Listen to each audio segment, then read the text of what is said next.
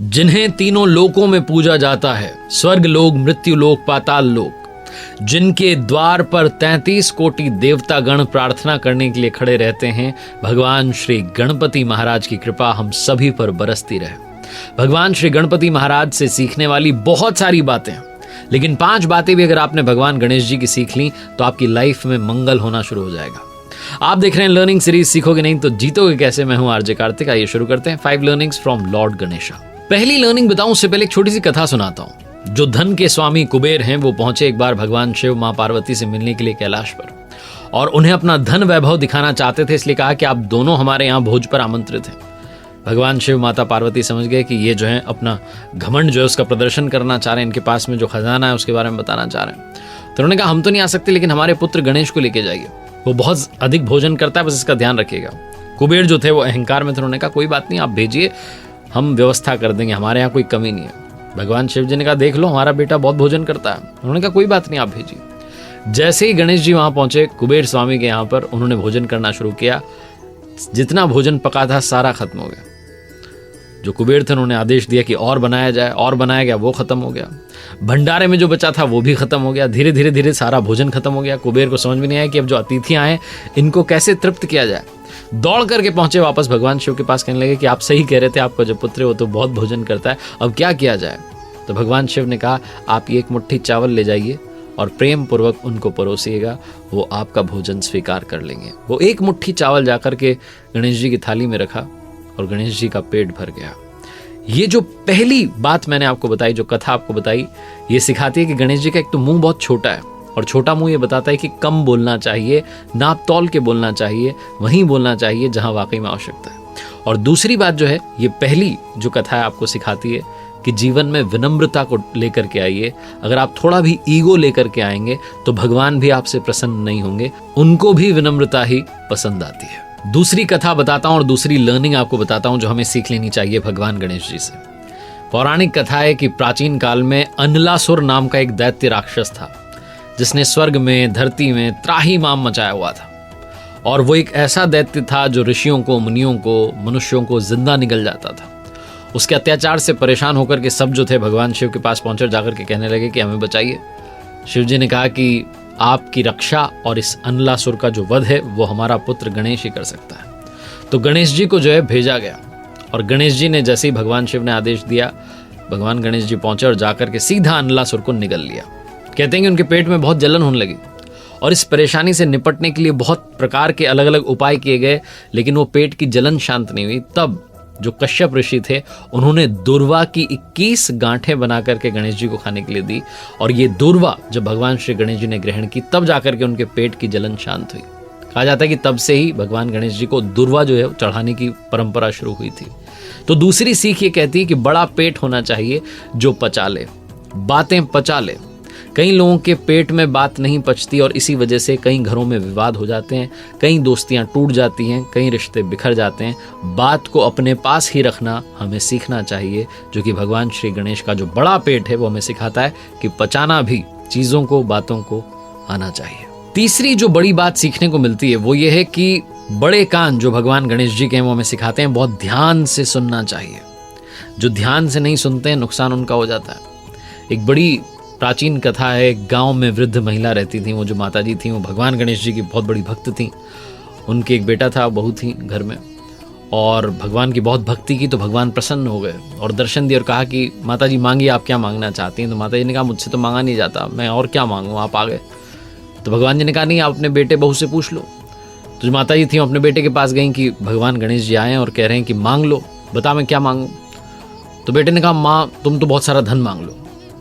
बहू के पास गई तो उन्होंने कहा बहुत सारे जो है सोने चांदी के आभूषण मांग लो। तो माता जी को लगा कि तो सब अपने अपने मतलब की बात कर रहे हैं। तो पड़ोसी के पास गई, पड़ोसन जो थी उनसे पूछा। पड़ोसनों ने कहा कि आप एक काम करो, आप थोड़े दिन ही जियोगी, थोड़ा पैसा मांग लो, नाती मांग लो, अपनी आंखों की रोशनी मांग लो, जिससे कि आपका जीवन आराम से कट जाए, और थोड़ी सी उम्र मांग लो। तो माता जी ने कहा भगवान गणेश जी से कि अगर आप वाकई में प्रसन्न हो गए और आप मुझे वरदान ही देना चाहते हैं तो आप मुझे 9 करोड़ की माया दें, निरोगी काया दें, अमर सुहाग दें, आंखों की रोशनी दें, नाती दें, पोता दें, और सारे परिवार को सुख दें, और अंत में मुझे मोक्ष दें।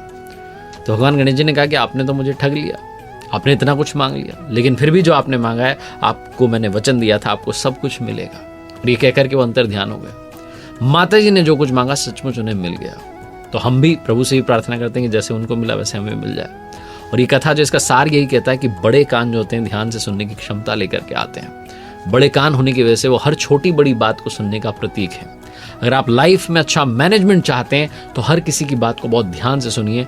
ये सिर्फ और सिर्फ तब पॉसिबल है जब आप उसी मोमेंट में, उसी लम्हे में रहें। कई बार हम लोगों के साथ बैठे होते हैं लेकिन हमारा ध्यान उस जगह पर नहीं होता। कई सारी बातें हमें सुनाई ही नहीं देती क्योंकि हमारा मन कहीं और भाग रहा होता है। इसलिए ध्यान से सुनना शुरू कीजिए। चौथी कथा आपको सुनाता हूं। एक बार गणपति महाराज जो है अपने मुनि पुत्रों के साथ में पाराशर ऋषि के आश्रम में खेल रहे थे और वहां पर तब कुछ नाग कन्याएं आ गई और उनसे कहने लगी कि आप हमारे लोक में भी चलिए, पाताल लोक में। तो बहुत आग्रह किया तो गणपति जी उनके साथ में चले गए। और जब नाग लोक में पहुंचे तो नाग कन्याओं ने हर तरीके से उनका आदर सत्कार किया। तभी जो नागराज थे वासुकी, उन्होंने गणेश जी को देखा और देखा कि भाई ये जो मनुष्य है इसका जो सिर है ये हाथी का है। और वो उपहास उड़ाने लगे, मजाक उड़ाने लगे और उनके रूप का अलग अलग तरीके से वर्णन करने लगे। भगवान गणेश जी को क्रोध आ गया। उन्होंने वासुकी के फन पर पैर रख दिया, मुकुट को भी खुद पहन लिया। वासुकी की जो दुर्दशा हुई इसका समाचार सुनकर के उनके जो बड़े भाई थे शेषनाग वो आ गए। उन्होंने तेज आवाज में कहा कि किसने मेरे भाई के साथ में ऐसा दुर्व्यवहार किया है। जैसे ही उन्होंने गणेश जी को देखा तो तुरंत पहचान लिया, उनका अभिवादन किया और उन्हें उस नाग लोक यानी कि पाताल लोक का राजा घोषित कर दिया।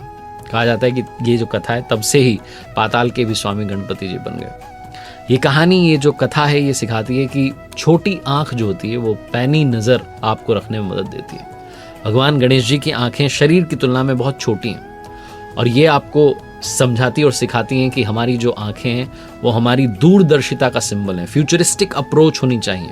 शरीर में बहुत छोटी सी होती हैं आंखें इतने बड़े शरीर में, लेकिन वो आंखें आपकी दुनिया बदल सकती हैं, आपकी दुनिया में बहुत सारा चेंज ला सकती हैं, बशर्ते आप उन आंखों में वो नजर डेवलप करें जो आपके लिए अच्छा भविष्य, सुंदर भविष्य देखती है। और अंतिम लर्निंग जो है वो ये कहती है कि अगर आपके पास में ज्ञान है तो उसका सही इस्तेमाल करना आना चाहिए।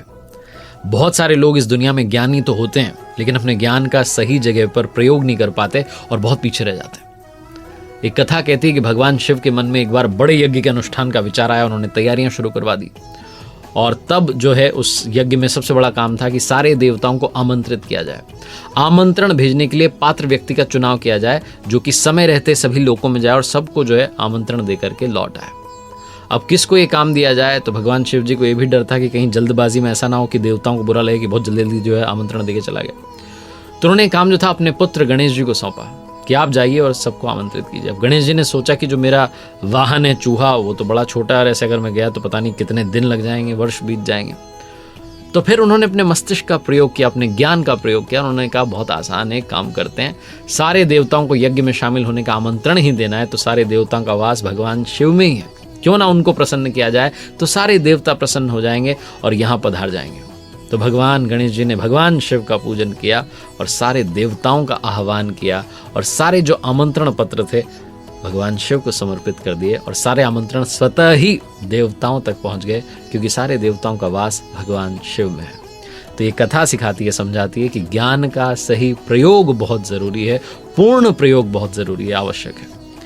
उम्मीद है कि इन 5 कथाओं से आपने 5 लर्निंग्स ली होंगी जो आपकी लाइफ में पॉजिटिव चेंज ला सकती हैं। बाकी प्रभु से सीखने के लिए अनंत बातें हैं। प्रभु की कृपा हम सभी पर बरसती रहे। गणपति बप्पा मोरिया। देखते रहिए मेरे साथ हर सोमवार सुबह 9:30 बजे एक नई कहानी, हर शुक्रवार सुबह 9:30 बजे लर्निंग सीरीज का एक नया वीडियो।